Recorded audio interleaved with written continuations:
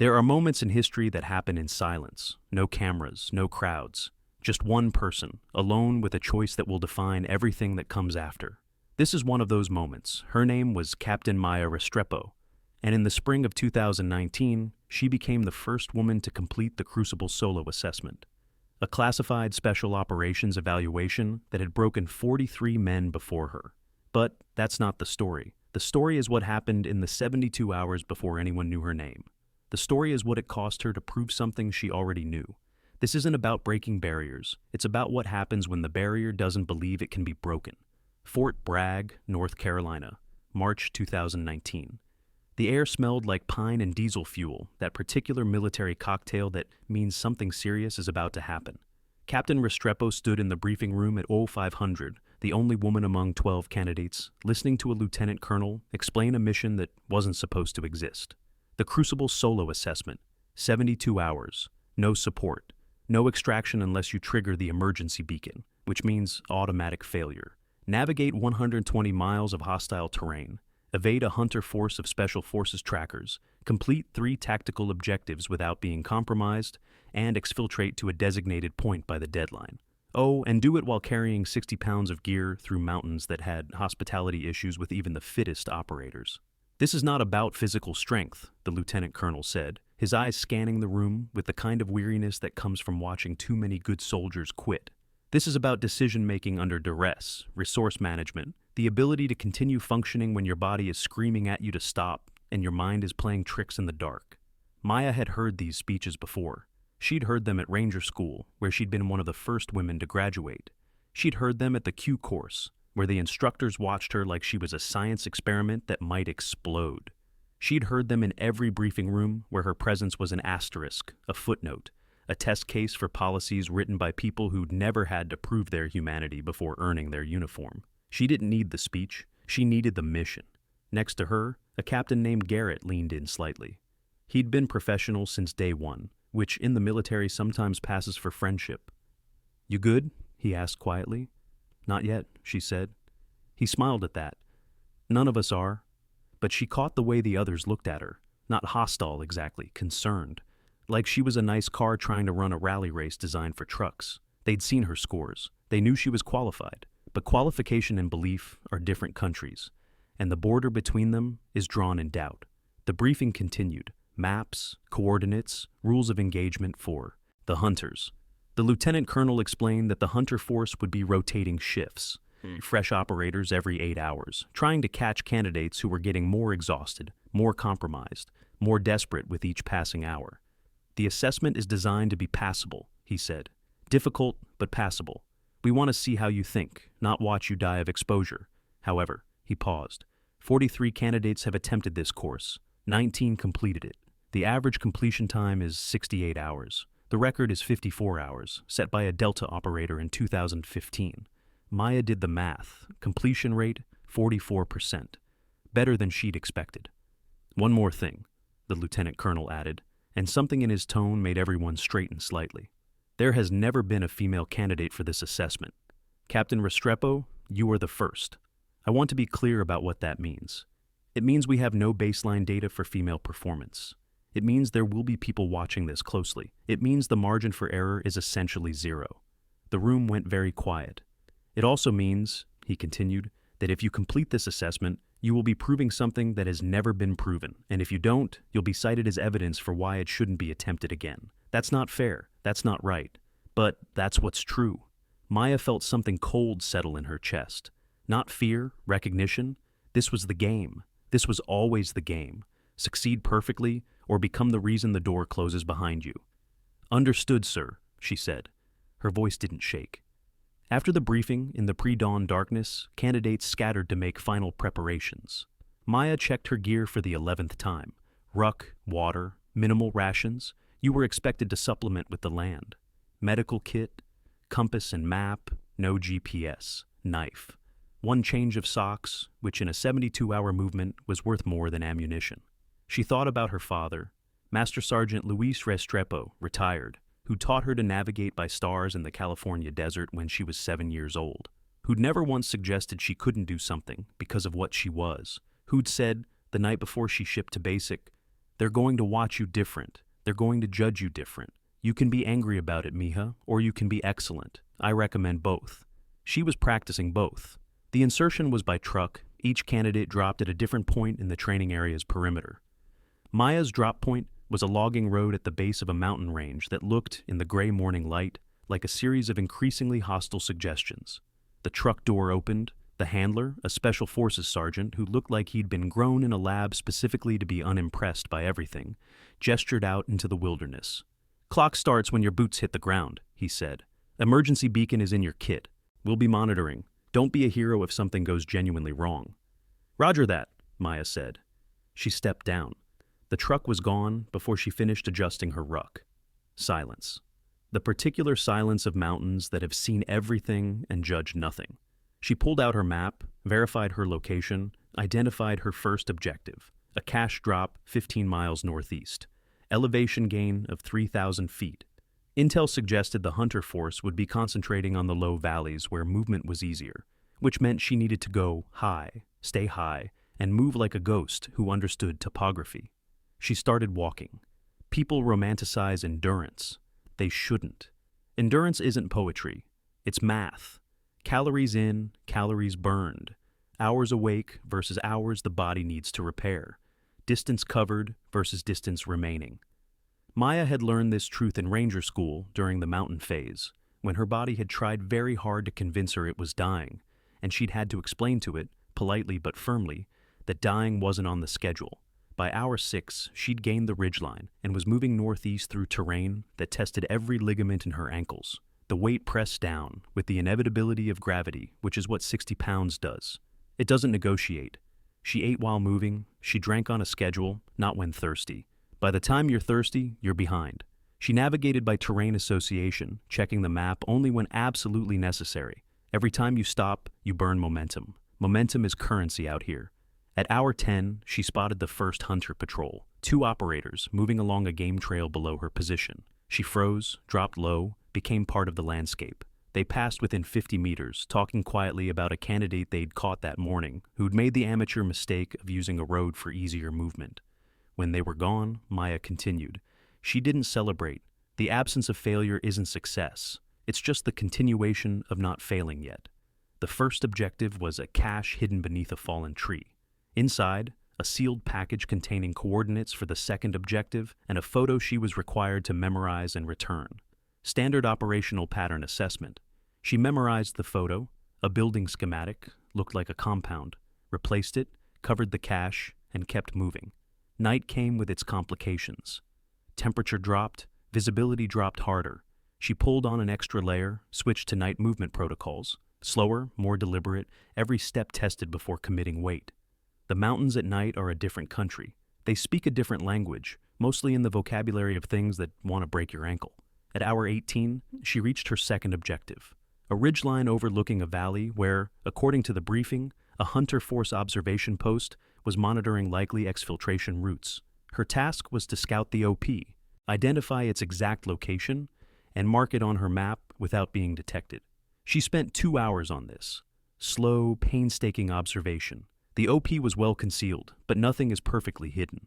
She found it by watching for movement patterns, the subtle disruption of natural lines. 2 hunters, rotating watch, 1 sleeping. Good discipline.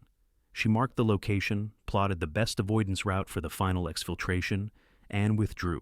20 hours in, 52 hours remaining. Her body was starting to send increasingly urgent messages about sleep, which she acknowledged and then ignored. Sleep was for after. The thing about proving yourself is that it's exhausting, not just physically. The weight you carry isn't just in the ruck. It's in knowing that every decision you make is being measured against a question you didn't ask. Every stumble is evidence. Every success is an anomaly that must be repeated to count. By hour 30, Maya was moving through a state that wasn't quite awake and wasn't quite asleep. Her body had shifted into conservation mode, burning through reserves with the grim efficiency of an engine designed for exactly this kind of abuse. Her mind was playing tricks. Twice she'd seen movement that wasn't there. Once she'd heard voices in the wind. She stopped to rest. Not sleep. 15 minutes off her feet, eyes closed, letting the body pretend it was recovery. She thought about the men in that briefing room, the ones who'd looked at her with concern. Were they still in the field? Had any of them quit? She'd never know. The assessment was solo for a reason. No one to compare yourself to. Just you and the mountain and the question of who you are when no one's watching. Except they were watching. They were always watching. At hour 36, everything changed. She was moving through a narrow valley, trying to make up time, when her foot hit a patch of wet leaves over stone. Basic physics took over. She went down hard, felt something in her ankle twist in a way that ankles aren't designed to twist, felt the hot spike of pain that means damage. She lay there for a moment, breathing through it, assessed. Could she move it? Yes. Could she walk? Unknown. Could she complete the mission? That was the only question that mattered. She checked the ankle, swelling already starting. Not broken. She'd felt broken bones before. This wasn't that. Badly sprained. Maybe a small tear in the ligament. The kind of injury that in normal circumstances means ice, elevation, and 2 weeks off.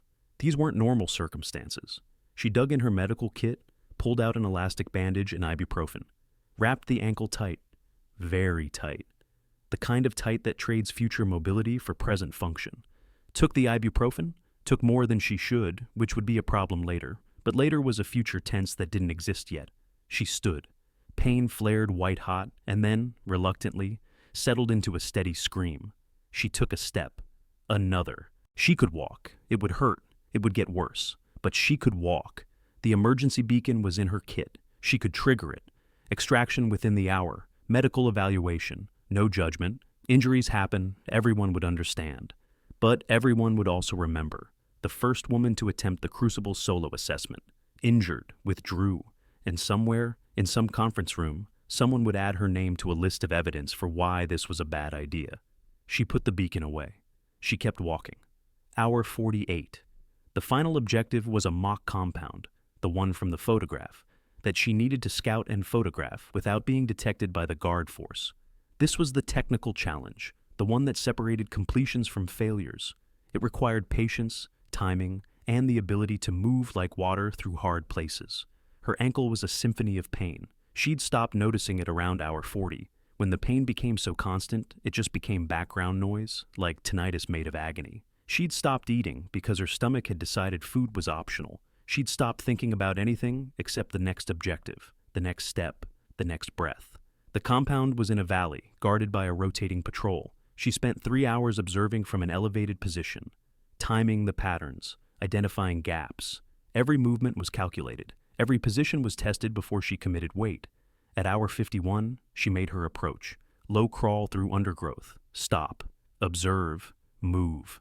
The knee on her bad leg was taking the weight her ankle couldn't bear, which meant her knee was now also filing complaints with management. Management had stopped taking calls. She reached the compound perimeter, photographed it from 3 angles, withdrew without being seen. Mission complete. Now came the hardest part. The exfiltration. 58 miles to the pickup point. 21 hours remaining. On a good day, with fresh legs, pushing hard, that was doable. Today was not a good day, and her legs were as fresh as 100-year-old newspaper. She walked. People talk about the wall. Marathoners know it. That moment where your body simply declares bankruptcy and refuses to continue. Maya hit that wall at hour 56. She was moving along a ridgeline, barely conscious, when her body simply stopped. Not injury, not exhaustion, refusal. The engine turned off. She stood there swaying, looking at the trail ahead, and something in her mind said very clearly, "You can't do this." And for a moment, just a moment, she believed it. She thought about her father, about the night before Ranger School when she'd called him, terrified, and said, "What if I can't do it?" And he'd said, "Then you'll have tried something hard, but you won't know until you finish." She thought about the women who would come after her, the ones who would look at the records and see whether this door was open or closed. She thought about all the people who'd said, with absolute certainty, that a woman couldn't do this, that biology was destiny, that some things were just impossible. And she thought, "Watch me." She took a step, then another. The body screamed. She explained to it that screaming was allowed, but stopping wasn't. They had a deal, her and this body. They'd made it through Ranger School. They'd made it through everything else. They'd make it through this. She walked. Hour 70. The sun was rising again, which meant she'd been awake for more than 60 hours. She'd entered that state beyond exhaustion, where everything becomes very simple and very clear. There is no past. There is no future. There is only the step you're taking and the next one after that. The exfiltration point was 5 miles ahead. She could see it on the map. She could visualize the terrain. She knew she could make it. What she didn't know was that she was being shadowed. The hunter force had been tracking her for the last 6 hours. They'd watched her stumble. They'd watched her fall and get up. They'd watched her move with the determination of someone who had forgotten how to quit. And now, as she approached the final stretch, they were preparing for the intercept. This was the final test, not just navigation or tactics.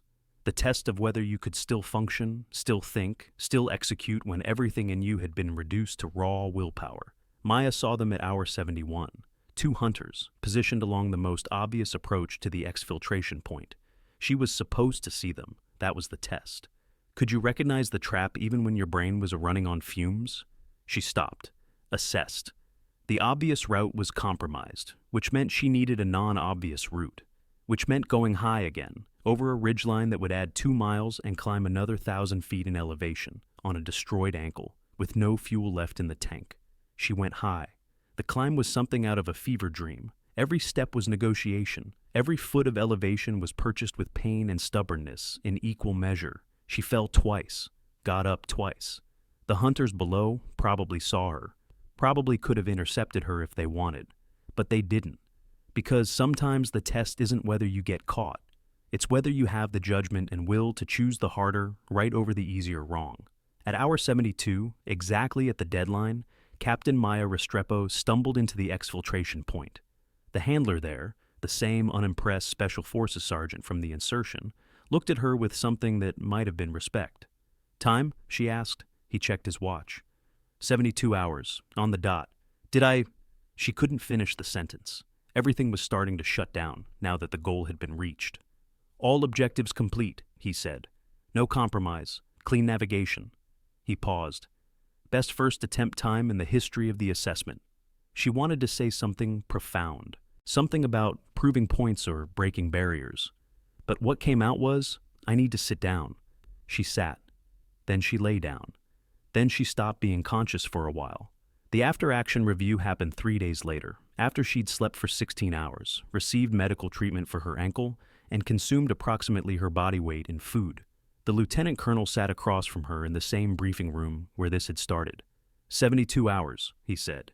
18 hours faster than the average. 18 hours slower than the record. But given that you completed the last 30 hours on a grade 2 ankle sprain that should have had you medivaced. He shook his head. "That's the most impressive pain management I've seen." "Thank you, sir." "Don't thank me. Thank your medic for not reporting what was clearly a decision made against medical advice." He smiled slightly. "Which, between us, was the correct decision. Sometimes the mission requires accepting calculated risk." He pushed a folder across the table. "Your assessment scores? Perfect marks on navigation, tactics, observation, and decision-making under duress. You're cleared for assignment to the task force pending final approval from command." Maya opened the folder. Read the scores, closed it. "Sir, I need to ask, was the ankle why I didn't break the record?" He looked at her for a long moment. "Captain, you moved at a tactical pace that prioritized stealth over speed. That's why you weren't caught. The record holder moved fast and aggressive, got lucky with the hunter patrols. You made the smarter choice, and you still completed faster than any other first attempt candidate. But not faster than the record." "No," he said, "not faster than the record." She nodded, felt something settle. Not satisfaction, understanding. "Captain Restrepo," he said, "I'm going to tell you something that's going to sound patronizing, but I mean it as the highest compliment. You didn't prove that a woman can do this. You proved that you can do this, and the difference matters." She thought about that, about doors and barriers and the weight of being first. "With respect, sir, I prove both." He smiled, actually smiled. "You're absolutely right. You prove both." The story broke quietly. No press conferences, no headlines. Just a note in the Training Command newsletter about assessment completions. Captain Restrepo's name was added to the board of qualified candidates. The first woman, but more importantly, a qualified operator who'd earned her place the same way everyone else had, by refusing to quit when quitting would have been easier. 3 months later, during a task force deployment to East Africa, she was sitting in a briefing when a young female lieutenant approached her, nervous, eager. "Ma'am, I heard about the Crucible Assessment. I'm thinking about volunteering next cycle. Do you have any advice? Maya thought about 72 hours, about pain and doubt and the moment on that. Ridgeline when her body had simply said no, and she'd had to explain that no wasn't an option. She thought about the weight of proving something that shouldn't need proving. The course is designed to be passable, she said. Difficult, but passable. If you're qualified, you can complete it. The only question is whether you will. And if people doubt me? Maya looked at her, really looked at her, saw herself in that uncertainty. Then you make them watch, she said. History doesn't remember the quiet acts of courage, but maybe it should. Because the loudest victories aren't always the ones with medals and ceremonies. Sometimes they're just one person, alone on a mountain, deciding that they're going to finish what they started no matter what it costs.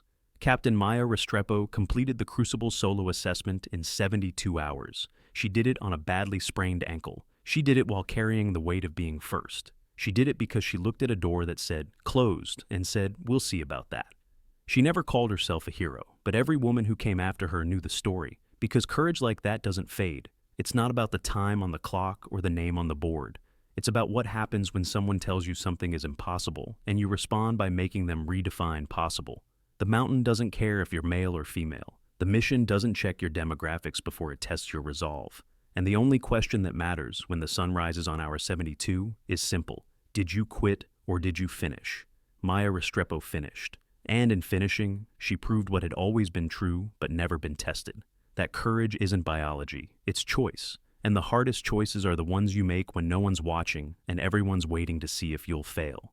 She didn't pray for records. She didn't pray for easy. She just prayed for morning.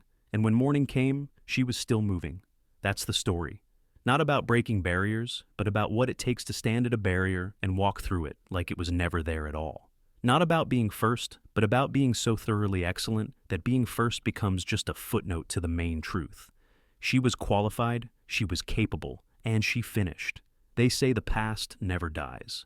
Maybe that's true. Maybe it just waits for someone brave enough to remember, for someone strong enough to carry the weight, for someone stubborn enough to look at impossible and say, not today.